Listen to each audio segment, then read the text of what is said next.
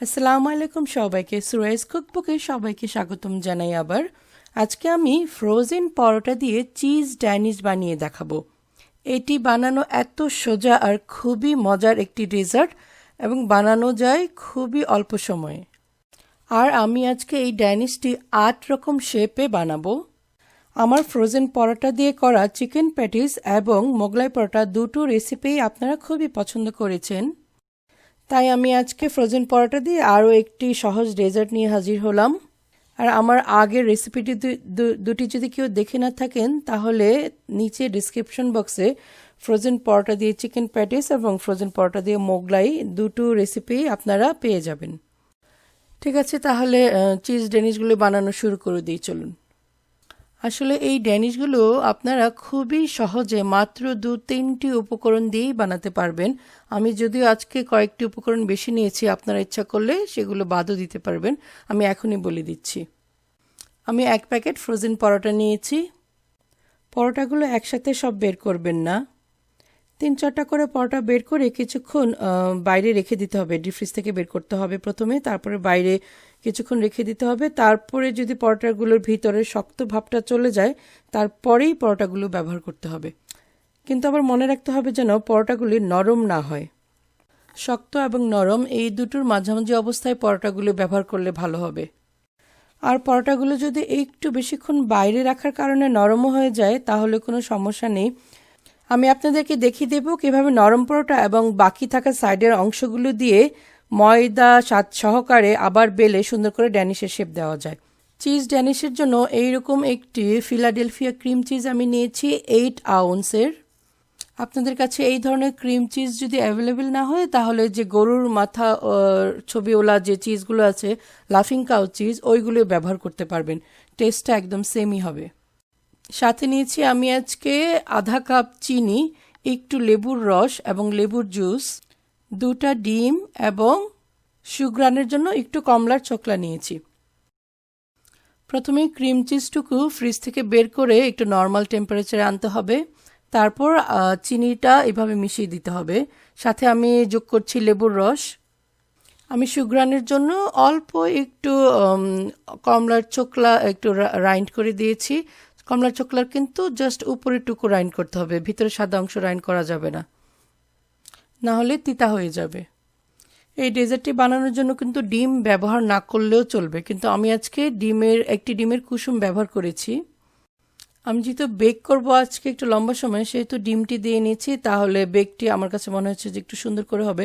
কিন্তু ডিম এবং লেবুর জুস এই দুটো জিনিস ব্যবহার না করলে কোনো সমস্যা নেই। শুধু ক্রিম চিজ আর চিনি মিশিয়ে এর মিশ্রণটুকু তৈরি করে ফেলা যায়। এইবার সব কিছু ভালোভাবে আমি মিশিয়ে নিচ্ছি। বেকিংয়ের জন্য আমি ওভেন 350 ডিগ্রি ফারেনহাইট অথবা 180 ডিগ্রি সেন্টিগ্রেডে প্রিহিট করে নিচ্ছি, আর এইভাবে ট্রেগুলি স্প্রে করে নিলাম।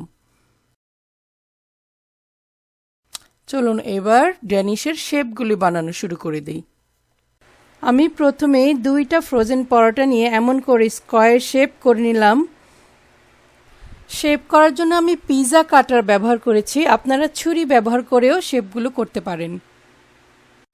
ছবিতে যে পিন হুইলের শেপটি দেখতে পাচ্ছেন, এখন আমি এই শেপের ড্যানিশ বানিয়ে দেখাবো।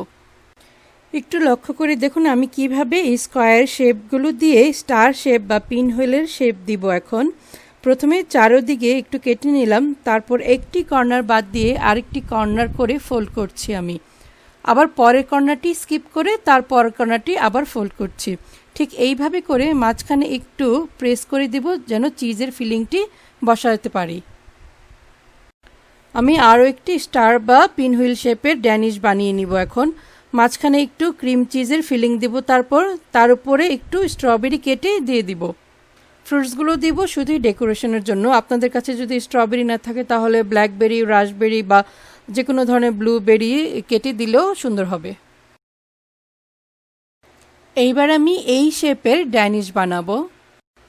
এটি বানানোর জন্য পরোটার বাকি যে অংশগুলো কেটে রেখেছিলাম সেগুলি ময়দা দিয়ে বড় করে বেলে নিয়েছি প্রথমে।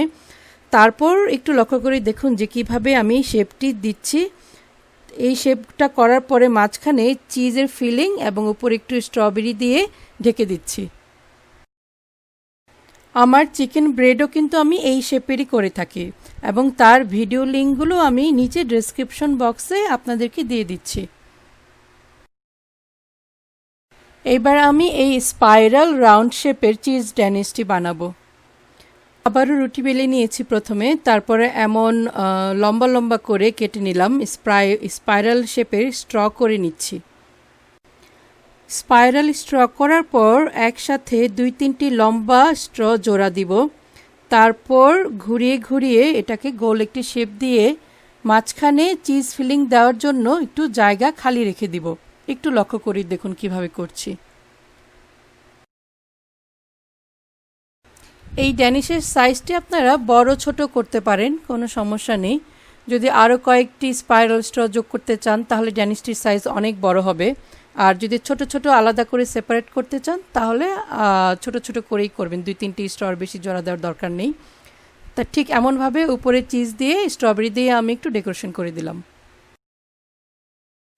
আর আস্ত পরোটা দিয়েও করে দেখাচ্ছি এই শেপটি আমি। গোল পরোটা থেকেও একইভাবে আপনারা লম্বা করে কেটে স্ট্র বানিয়ে তারপরে সব জোড়া দিয়ে স্ট্রগুলি একই রকমভাবে ড্যানিশ বানিয়ে নিতে পারেন। ডেকোরেশনের জন্য এখানে আমি স্ট্রবেরির উপরে একটি ব্লুবেরি দিয়ে দিলাম। এইবার আমি এই শেপটি করে দেখাবো। এর নাম আমি দিয়েছি ব্রাইডাল শেপ। এই শেপটি করার জন্য আমি প্রথমে আস্ত পরোটা নিয়ে এমনভাবে 4 ভাগে ভাগ করে নিচ্ছি, তারপর প্রত্যেকটা ভাগ নিয়ে এমনভাবে 2 দিক থেকে সমানভাবে কেটে কেটে কেটে শেপগুলো দিচ্ছি। একটু দেখে নিন মনোযোগ দিয়ে কীভাবে আমি শেপটা করছি। তারপর মাঝখানে ক্রিম চিজ এবং স্ট্রবেরি শুধু বা ক্রিম চিজ শুধু যে কোনো কিছু দিয়েই আপনারা এটা ফোল্ড করতে পারবেন। ফোল্ড করাটাও আমি এখন দেখিয়ে দিব। ঠিক এমনভাবে 2 দিক থেকে ফোল্ড করে জোড়া দিয়ে দিলেই শেপটি হয়ে যাবে।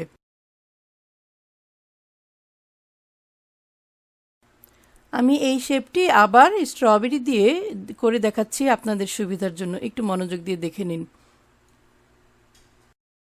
এই শেপটি কিন্তু দেখতে খুবই সুন্দর, এমনভাবে ফোল্ড করে হাতে নিলে ঠিক মনে হয় যেন একটি বউ ঘোমটা দিয়ে আছে। এবার আমি এই ছবিটির উপরে ডান দিকের ড্যানিশের শেপটি করে দেখাবো আপনাদেরকে। আবারও স্কোয়ার শেপের পরোটার ডো নিয়ে ফোল্ড করে তারপরে 2 দিক থেকে কেটে এমনভাবে শেপটি করব আমি। এই শেপটি করা খুবই সহজ, আপনারা একটু মনোযোগ দিয়ে দেখে নিন। তারপর আবার একইভাবে ক্রিম চিজের ফিলিং দিয়ে উপরে স্ট্রবেরি আর একটি ব্লুবেরি দিয়ে আমি ডেকোরেশন করে দিচ্ছি। এইবার আমি ছবিটি যে দেখতে পাচ্ছেন এই শেপের চিজ ড্যানিশটি করব। আবারও একটি স্কোয়ার শেপের পরোটার ডো নিলাম, তারপর এমনভাবে 2 পাশে কেটে আমি অল্প করে ফোল্ড করব। আপনারা একটু মনোযোগ দিয়ে দেখুন, এই শেপটি করা খুবই সোজা এবং দেখতেও খুবই সুন্দর লাগে।